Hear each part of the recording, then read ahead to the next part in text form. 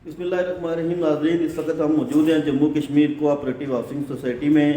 यहाँ पे इलेक्शन होने जा रहे हैं 1 जनवरी 2023 को।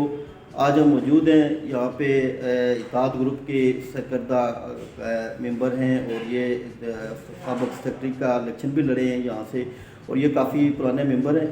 हम इनसे बात करेंगे इलेक्शन के हवाले से। अस्सलाम वालेकुम ज़फ़र साहब। वालेकुम सलाम। ज़फ़र साहब, ये बताएं कि ये जो 1 को इलेक्शन होने जा रहे हैं, तो आप क्या समझते हैं कि आपका असल मुकाबला इस वक्त जो आपके दूसरा अपोजिट ग्रुप है उससे है, और आप क्या समझते हैं कि आप जीत जाएंगे, और क्या कुछ इस वक्त सूरत हाल है? सबसे पहले मैं आपका शुक्रिया अदा करता हूँ कि आपने मुझे मौका दिया और मैं ताकि अपने ख़यालात आप तक, आपके थ्रू आवाम तक और मेम्बरान तक पहुँचा सकूँ। आपने जो क्वेश्चन मुझसे किया है, 2011 में मैंने as a general secretary election लड़ चुका हूँ और हमने ही इत्तेहाद ग्रुप को कायम किया था। और इत्तेहाद ग्रुप के क़याम का मकसद, इलेक्शन में बहुत सारे लोग होते हैं, लेकिन देखना ये पड़ता है कि कौन जो है अपने मंजिल की तरफ, या जिसका मकसद इस सोसाइटी के मेम्बरान की वेलफेयर है और उसकी तरफ जाना चाहिए। तो मैं ये समझता हूँ इत्तेहाद ग्रुप जो है अपने मकासद की तरफ बढ़ रहा है। और यहाँ स्पेशल मैं जिक्र करूँगा सरदार सबील साहब का। जब से वो जम्मू कश्मीर सोसाइटी में एंटर हुए, उनकी दबंग एंट्री से उन्होंने एक माफिया को शिकस्त दी है। और मैं समझता हूँ और मुझे ये उम्मीद भी है कि अगर सरदार सबील साहब अपनी पूरी टीम के साथ बरसरे इक़्तिदार आते हैं तो वो मेम्बरान के मसाइल को हल करने में एक कलीदी किरदार अदा करेंगे। और उसमें जो अरसा दराज से जोन 5 के मेम्बरान जो है वो उनकी इन्वेस्टमेंट रुकी हुई थी, उनका कोई पुरसान हाल नहीं था, लोगों को कब्ज़ा नहीं मिलता। उन्होंने जो IB हाउसिंग सोसाइटी के साथ मर्जिंग के लिए कावश की, और IB हाउसिंग सोसाइटी के चेयरमैन शुजात साहब ने भी इनका जिक्र किया। मैं समझता हूँ ये कार आए नुमाया उनका, और यही कारनामा उनको इलेक्शन में जिताने में किरदार अदा करेगा। तो हमारा मकसद उस वक़्त से भी ये था कि माफिया के हम खिलाफ है। 2011 में उस वक़्त भी आप थे मेरा ख्याल है, तो हमने उस वक़्त ये हक़ की आवाज़ बुलंद की थी और हक़ाइक़ की बेस पर इलेक्शन में लड़े थे। आज भी मैं समझता हूँ अरसा दराज के बाद फिर मैं जब इन हुआ हूँ, तो उस वक़्त मलक कमर साहब, सरदार मुस्तनसर साहब, ये ग्रुप इन्होंने तश्कील दिया था। तो जिन मकासद के लिए हमने एक पहला कदम रखा था, वो मकासद अपनी तकमील की तरफ बढ़ते जा रहे हैं और बढ़ते हुए नज़र आ रहे हैं मुझे। और मैं समझता हूँ कि सरदार सबील साहब की क़यादत में ये ग्रुप अपनी कामयाबी हासिल कर रहे हैं। ज़फ़र इकबाल एडवोकेट साहब, आप ये बताएं कि आप तो ये सारे कामों का क्रेडिट सरदार सबील मुमताज़ को दे रहे हैं।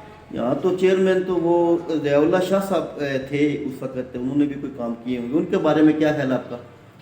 बहुत शुक्रिया, बड़ा वैलिड क्वेश्चन आपने किए। कोऑपरेटिव लॉ को देखा जाए तो कोऑपरेटिव जो मैनेजिंग बॉडी होती है उसका मेन प्लेयर जो होता है या मेन रोल वो प्रेसिडेंट का होता है। मैं ये समझता हूँ अगर ज़ियाउल्लाह शाह साहब 3 साल एज ए प्रेसिडेंट रहते हुए और वो समझते हैं कि मैं नाकाम रहा हूँ और मुझे जनरल सेक्रेटरी ने कोई रोल प्ले नहीं करने दिया और अब वो एज ए जनरल सेक्रेटरी आए, तो ये सबसे बड़ी उनकी नाकामी है। सबसे बेहतरीन रोल अगर कोऑपरेटिव सोसाइटी को आप स्टडी करें तो उसमें जो स्टीयरिंग जो है वो प्रेसिडेंट के पास होता है। अगर वो उसको अपने ओहदे का सही इस्तेमाल नहीं कर सके तो ये उनकी अपना फेलियर है। इसमें सरदार सबील साहब ने कहते जनरल सेक्रेटरी अपना रोल प्ले किया, तो मैं कहता हूँ उन्होंने बड़ा जानदार रोल प्ले किया। और ज़ियाउल्लाह शाह ने अपने ओहदे से फ़ायदा ही नहीं उठाया, ना मेम्बरान। तो वो अगर एज ए प्रेसिडेंट कुछ नहीं कर सके तो एज ए जनरल सेक्रेटरी तो वो कुछ भी नहीं कर सकेंगे। और मैं एक पिछले इलेक्शन की उनके ये जो जलसा हुआ था वो अक्सर शेर व शायरी बड़े करते हैं, तो मैं भी एक शेर उनकी नज़र करता हूँ कि तू इधर उधर की ना बात कर, तू इधर उधर की ना बात कर, ये बता के काफ़िला क्यों लुटा, मुझे राज़नू से गिला नहीं, तेरी रहबरी का सवाल है। तो सवाल तो टीम कप्तान से किया जाता है। तो ज़ियाउल्लाह शाह साहब, आप एज ए प्रेसिडेंट, आप एज ए टीम कप्तान अगर कोई रोल वहाँ प्ले नहीं कर सके तो ये लोगों की या मेम्बरान की आंखों में धूल झोंकने के मुतरादिफ है कि आप अगर वो नहीं कर सके तो आप एज ए जनरल सेक्रेटरी भी कुछ भी नहीं कर सकेंगे। तो लिहाजा आप इसमें नाकाम तरीन आदमी साबित हुए हैं और साबित कर आपने खुद सबूत दिया उसका। उनके अल्फाज से, उनकी तकरीरों से उन्होंने कहा जी मैं मुझे करने नहीं दिया। तो एज ए प्रेसिडेंट कुछ नहीं करने दिया तो एज ए जनरल सेक्रेटरी फिर आप क्या करेंगे? कुछ भी नहीं करेंगे।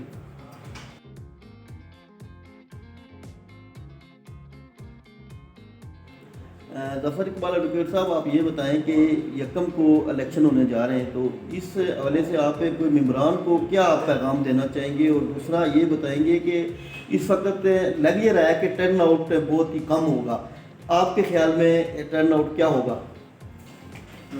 ٹرن آؤٹ کم یا زیادہ وہ بات کی بات ہے، لیکن میں ممبران کو یہ میسج دینا چاہتا ہوں کہ کوپریٹو اصلاح کے تحت ممبران اگر اپنے حقوق کا تحفظ نہیں کریں گے، اپنے ووٹ کا استعمال نہیں کریں گے، تو وہ اپنے حقوق سے خود ہی وہ دستبردار ہو جائیں گے۔ تو میں ان سے یہ اپیل کرتا ہوں کہ وہ اپنے حق کا استعمال کریں، اور زیادہ تر میں کشمیر سے جو لوگ ہیں ان سے یہ اپیل کرتا ہوں کہ ہمارے کشمیری لوگوں نے چکری روڈ پہ پہلا پلاٹ لیے تھے جو ابھی تک ڈیڈ تھی، اور وہ بھی سردار سبیل صاحب نے میں سمجھتا ہوں وہاں کے ایکٹیو کیے، وہاں ڈیولپمنٹ کی اور لوگوں کے کام کیے، اور زون 5 میں پھر دوبارہ ہمارے کشمیری آئے، وہ بھی اب تک ڈوبے ہیں۔ تو میں کشمیر سے آنے والے لوگوں کو یہ پیغام دیتا ہوں کہ آپ جوگ در جوگ اس الیکشن میں آئیں، سردار سبیل کے ہاتھ مضبوط کریں، اس کو کامیاب کریں، اور میں یہ یقین دلاتا ہوں اگر سردار سبیل صاحب یا ہمارا اتحاد گروپ آیا تو ہم آپ کے حقوق کا تحفظ کریں گے۔